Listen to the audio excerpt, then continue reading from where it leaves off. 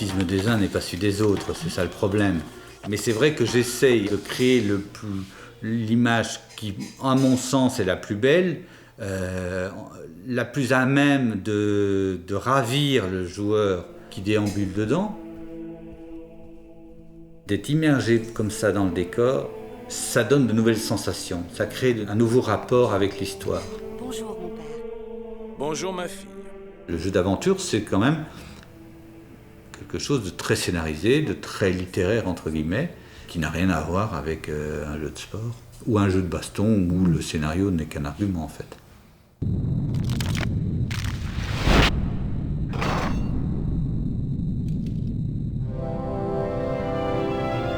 L'ennemi du pouvoir, cher ami, ce n'est pas la liberté, la démocratie, toutes ces sortes de fariboles. L'ennemi du pouvoir, c'est le rêve. Le rêve.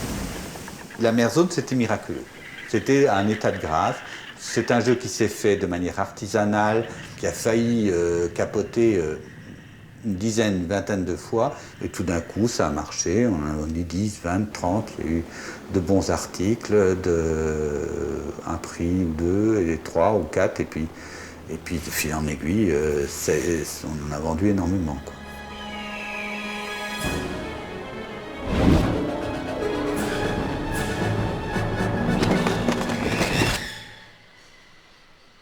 Ce qui était révolutionnaire, entre guillemets, c'est qu'on avait mis beaucoup d'énergie et beaucoup d'investissement pour que les images soient d'une qualité à la fois irréprochable et rarement vue et rencontrée dans le jeu vidéo.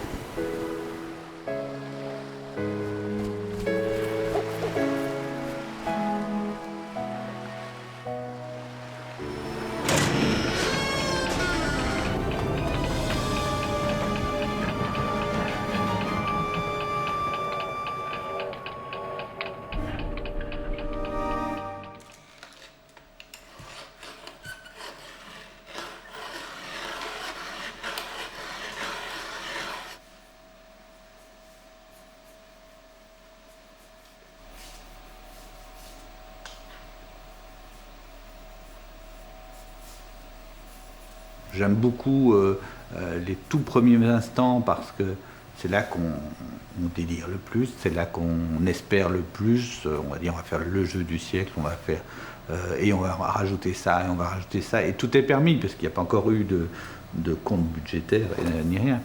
Tout est à l'avenant, les dessins préparatoires, les premiers essais de cinématique, quand on enregistre les dialogues. En fait, quand on a tout donné en termes de scénario et d'imaginaire, que les choses sont en train de se faire, qu'elles ne sont pas encore apparues, parce que la 3D c'est quelque chose d'assez lent, donc c'est d'abord des cubes tout gris et des choses comme ça, et qu'on ne voit pas vraiment, qu'on ne parvient pas encore à voir ce qu'on a imaginé.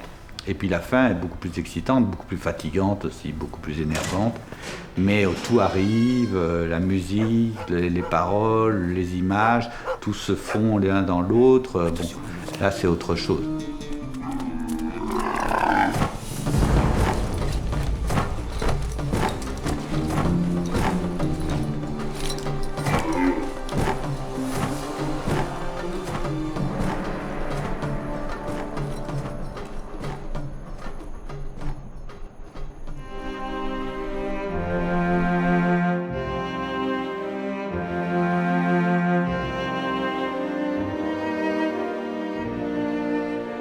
À l'époque, c'est-à-dire il y a 30 ans, c'est ce que je savais le mieux dessiner, c'était les animaux. Donc quand on m'a proposé de faire des bandes dessinées pour le magazine à suivre, c'était une chance exceptionnelle. Je me suis dit, je vais raconter des histoires avec des animaux parce que ça au moins, je sais dominer au niveau dessin, je ne vais pas me planter. J'avais peur qu'en faisant des personnages humains, bon, la tête change d'une case à l'autre, des choses très classiques, des angoisses de jeunes dessinateurs.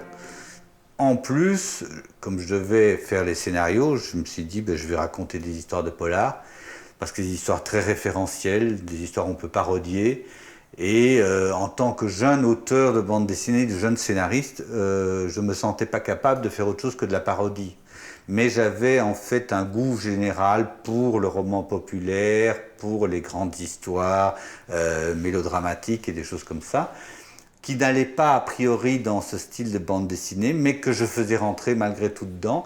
Et ça faisait un mélange détonnant auquel les gens soit adhéraient totalement, soit étaient totalement rebutés, parce qu'ils trouvaient que c'était tout à fait bizarre de mettre ce genre de thème et ce genre d'histoire avec un environnement animalier plutôt disneyen, en fait, en quelque sorte. Hein. On est un espèce de démiurge en bande dessinée. On fait tout, on fait à la fois l'image, le mouvement, la caméra, le son imaginaire, le scénario, tout ça. C'est pour ça que c'est un merveilleux espace de liberté, la bande dessinée. Canardo. Aujourd'hui, ça consiste à faire le scénario, éventuellement le découpage, et à prendre du plaisir vraiment à faire du dialogue. Mais c'est beaucoup plus léger qu'avant. D'abord parce que Pascal Regnault, qui assume la totalité des dessins aujourd'hui, n'a ni le goût ni l'envie de se lancer dans des espèces de grandes sagas à la Marque de Rasputin, par exemple. Aujourd'hui, c'est vraiment une espèce de récréation, comme ça, au milieu du monde du jeu vidéo, ou du film, ou de c'est quoi. C'est une espèce de halte, comme ça.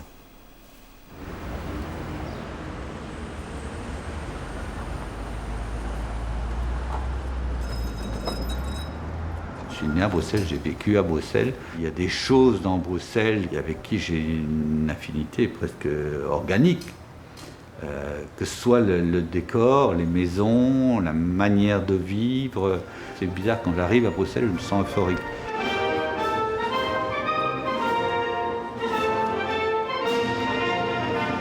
Mesdames et messieurs les députés, mesdames et messieurs en votre qualité et puis surtout chers amis, tout d'abord permettez-moi de vous remercier de votre présence pour cette cérémonie de remise des décorations.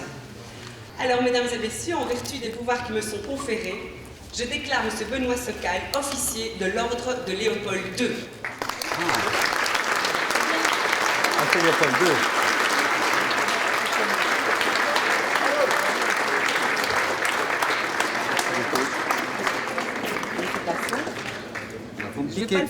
C'est un métier d'être ministre et de devoir faire des discours pareils à des gars comme moi, qui de toute façon n'attendaient pas du tout, en commençant leur métier, à être décorés d'une médaille pareille. Léopold, si tu nous entends, merci. Moi, je trouve ça très drôle qu'on reçoit comme ça des médailles d'un roi et tout ça. On est dans Tintin, on est dans le sceptre d'Ottokar, avec côté comme ça, faste d'antan. Il y a comme ça une manière de ne pas se prendre au sérieux qui est dans les gènes des Bruxellois. Hein. Je pense que je vais la mettre de l'autre côté, puis c'est une place. Peut-être repartir officier, un peu militaire, de l'ordre, un peu autoritaire, un peu sarkozyste. C'est aussi un petit peu de la reconnaissance. C'est bien que la bande dessinée en reçoive. J'ai jamais imaginé qu'un jour je passerais de l'autre côté de la barrière et que je recevrais des médailles au même titre qu'un militaire ou qu'un médecin célèbre ou que Dieu sait quoi. La prochaine fois, je vous amène mes albums. Oui, oui, avec plaisir. En échange de dédicace.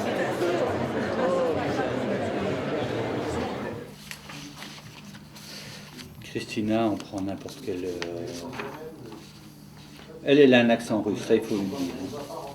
Mais moi j'ai supprimé dans le dialogue tout ce qui était un peu drague et tout ce qui était un peu... Parce que ça, c'est trop, c'est trop cliché. Femme ukrainienne qui veut réussir à l'ouest. Il faut quelque chose de plus...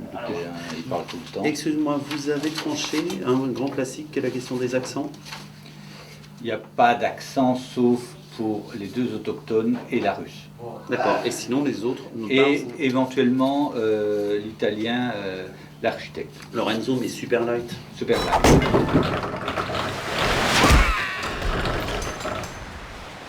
On va faire plusieurs essais. Moi je la ferais bien assez sobre, plutôt breton, un peu bourru.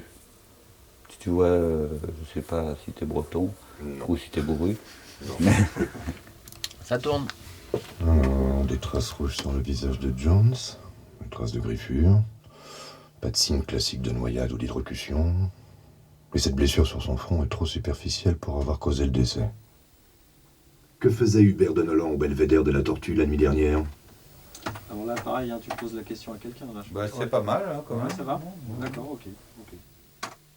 Les empreintes digitales du fauteuil sont celles de Baïna, la belle muette. Il pense tout haut, tout en s'adressant à une personne.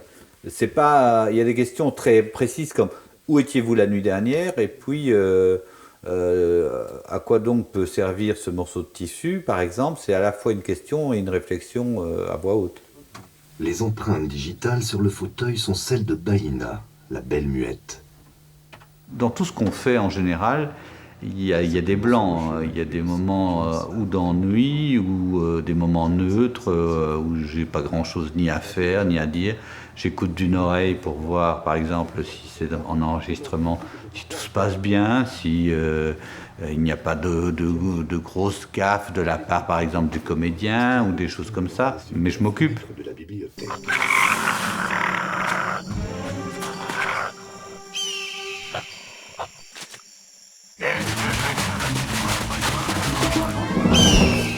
Je ne suis pour rien dans la mort de mon grand-père.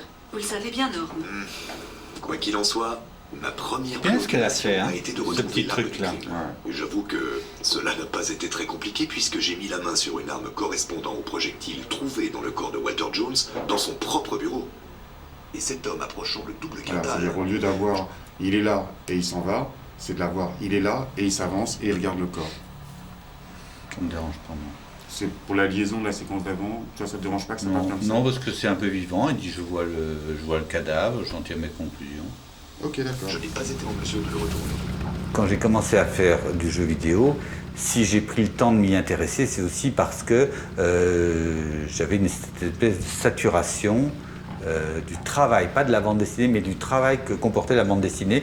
C'est un travail excessivement solitaire, un travail monacal, où à la limite on ne bouffe pas beaucoup de chez soi. Donc quand j'ai commencé à travailler en équipe, évidemment ça a été une espèce de révolution pour moi, parce que cette habitude de travail solitaire, c'est quelque chose qui ne se perd pas comme ça, et les premiers mois étaient assez violents. Je me rappelle, je ne parvenais pas à déléguer ou un dessin, ou une image, ou une responsabilité quelconque à quelqu'un d'autre. Puis petit à petit c'est venu, et j'ai transformé mon métier. Et c'est vrai qu'aujourd'hui, je ne pourrais plus travailler seul. Donc ça c'est l'image d'origine, et tout ça a été sketché bien en amont.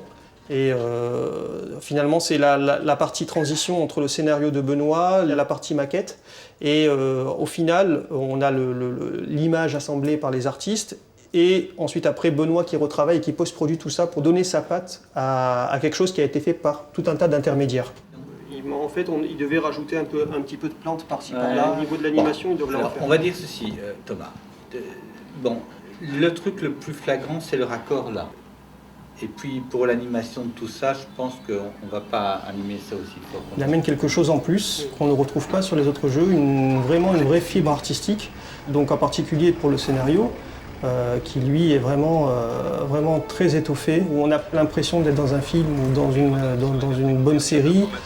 Bloqué à environ 400 km de la ville de Madafgan. Les habitants se joignent par milliers aux forces gouvernementales pour offrir une résistance héroïque aux lâches envahisseurs soutenus, on le sait, financièrement et militairement par les puissances impérialistes occidentales. Par ailleurs, plus au sud, on nous rapporte que d'horribles massacres auraient été perpétrés par ces immondes bandits sur des populations civiles sans défense. Le ministre de l'Intérieur a décrété que les déplacements sur le territoire seraient jusqu'à nouvel ordre strictement contrôlés. Au niveau artistique, au niveau graphique, il amène quelque chose de vraiment différent, dans le sens où le fait de s'impliquer autant fait monter la barre très très haut dans ce qu'on veut faire. Donc par rapport à d'autres jeux sur lesquels j'ai bossé, où la validation, finalement, on regardait l'image, ah bah ok c'est très bien. Et là Benoît dit, ah bah non c'est pas assez bien. Chaque personne a sa sensibilité, et puis là il vient et il dit ah bah, c'est comme ça que moi je le vois, c'est comme ça qu'il doit être, et finalement ça amène vachement de cohésion au jeu. Quand on arrive à la fin, tiens, bah, on a presque l'impression que le jeu a été fait par une seule personne, et c'est ça ce qui est génial. Nous sommes en train de la perdre, monsieur. Je le crains. Elle ne reviendra plus. Appelez-la. Sibéria est une île perdue en mer. Cette île est recouverte d'herbes hautes. Une herbe étrange qui pousse dans la neige. Les mammouths en mangent tout le temps. Ils ont toujours faim. J'ai jamais eu l'impression qu'il y avait tout d'un coup j'opérais une espèce de divorce créatif, que j'abandonnais quelque chose pour autre chose. J'ai l'impression que je continue à faire de la bande dessinée avec d'autres moyens. C'est-à-dire que je continue à raconter des histoires en images, en séquences.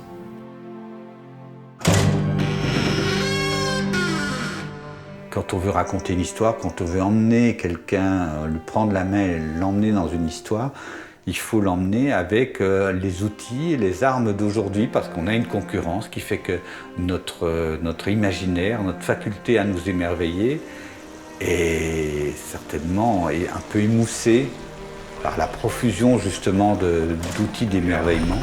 Tu restes aussi. Alors, juste la routine, Jack, hein? C'est bien entendu comme ça.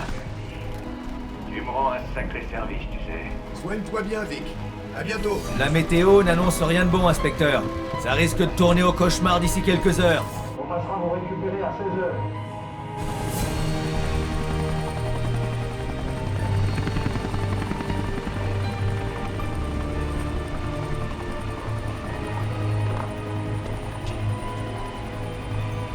Ok pour 16h. Je ne compte pas m'attarder plus qu'il ne faut. Inspecteur Norm, allons-y.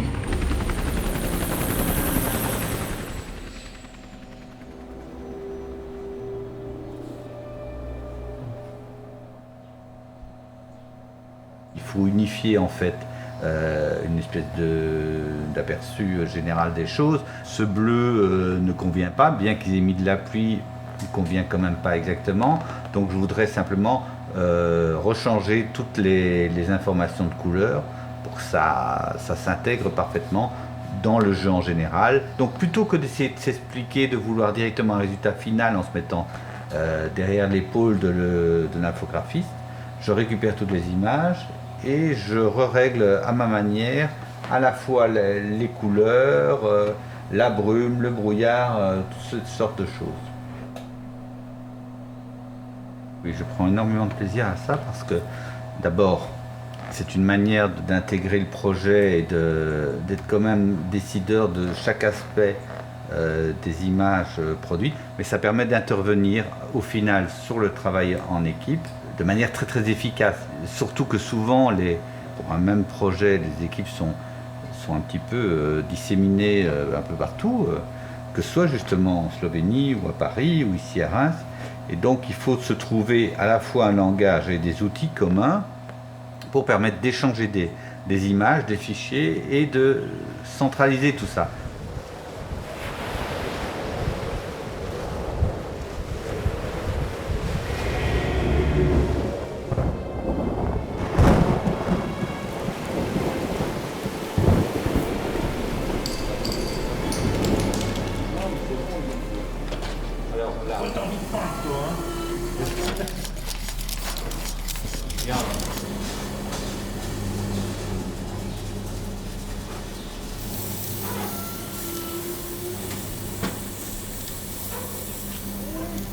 Si tu veux habiller ça, il y a un autre moyen aussi, c'est que tu mets tout simplement de la colle. Tu mets un peu de résine et puis tu enroules autour, hein. C'est bon. Hein. C'est vrai. Si tu veux faire des effets où tu fais ça, tu mets de la colle époxy après au pinceau. Ça fait une stratification, hein, ni plus ni moins. Ouais, j'aurais dû mettre un peu de collant. Je ne le domine pas du tout le rapport avec la matière, parce que je ne suis pas familier de ça. Donc en fait, ce projet d'épouvantail était très bien parce qu'il était justement fait de briques et de broc. Ça restait du bricolage, ce n'était pas de la vraie sculpture. Et tous les problèmes liés par exemple à la soudure des métaux, de l'armature, etc., je me suis dégagé de ça sur Jean-Paul Atta, qui était la personne avec qui j'ai créé cet épouvantail. Donc tout ça est resté très léger et je ne l'ai pas fait en touriste, mais je l'ai fait en m'amusant en tout cas. C'est pas une surprise pour moi où je fasse un petit dessin et puis que ça devienne quelque chose de concret. Pour moi, la 3D, c'est presque de la réalité. Donc, je fais souvent ce passage-là.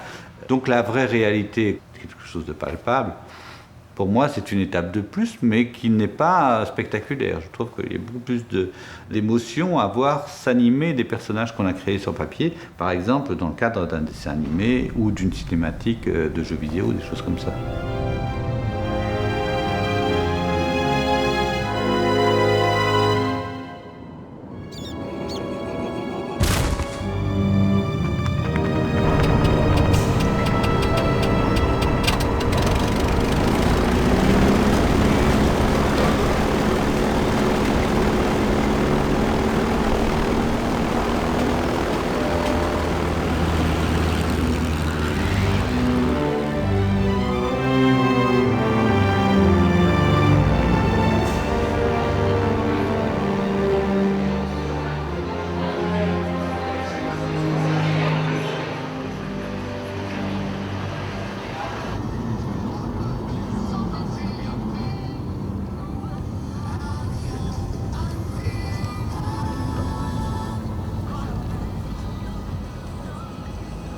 Si j'avais le choix, je réunirais à la fois tous les talents, tous les métiers du jeu vidéo dans une seule pièce.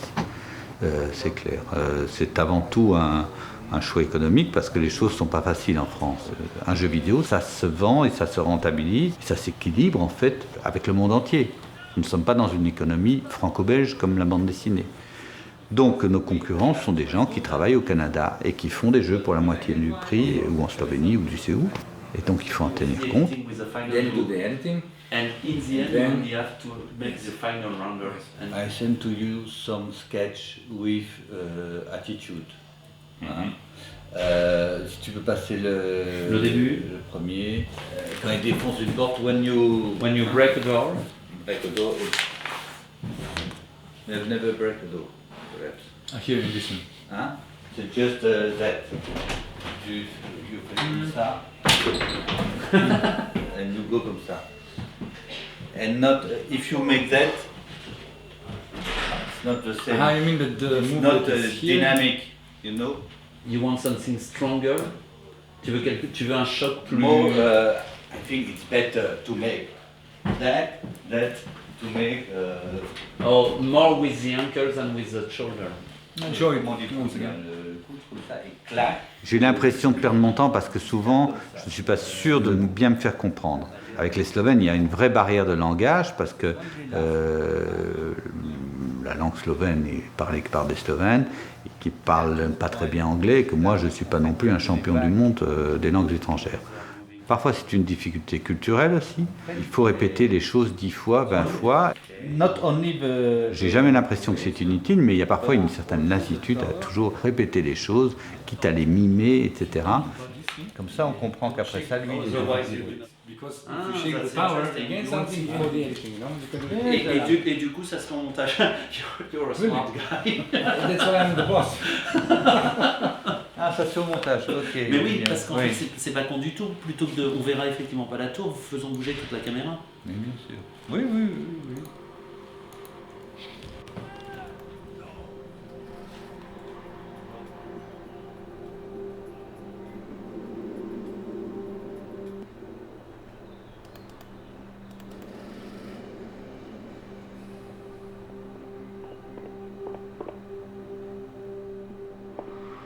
Je pense que j'ai un peu un côté touche-à-tout.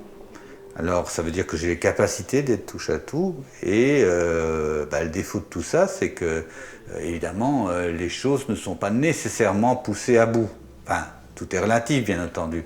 Carnardo, il y a quand même une quinzaine d'albums. J'ai fait 3-4 jeux vidéo qui sont vraiment poussés jusqu'au bout. Mais j'ai toujours tendance à épuiser rapidement les sujets.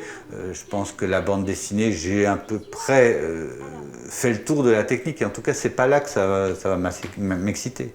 Moi, idéalement, ce que j'aimerais, c'est faire une bande dessinée, mettre 2 ans à la faire, puis mettre ça de côté, me lancer dans un film, puis mettre ça de côté, me faire un jeu vidéo, un roman, des choses comme ça. et papillonner comme ça de l'un à l'autre. Mais ça, la vie ne permet pas ce genre de choses. Et aujourd'hui, il faut fournir beaucoup de bandes dessinées. Le paysage de la bande dessinée a totalement changé par rapport à mes débuts. Ou assurer dans le jeu vidéo, ou assurer dans le cinéma. Enfin, voilà, je suis mal fait pour le monde qui m'entoure.